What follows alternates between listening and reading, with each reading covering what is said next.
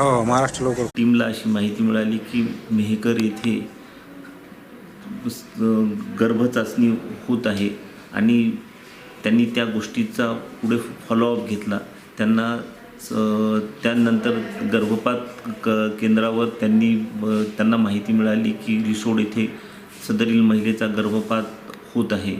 तर आमच्या टीमची मदत घेऊन आमचे रिसोड येथील वैद्यकीय अधीक्षक डॉक्टर पवार यांनी त्या सेंटरवर धाड टाकली.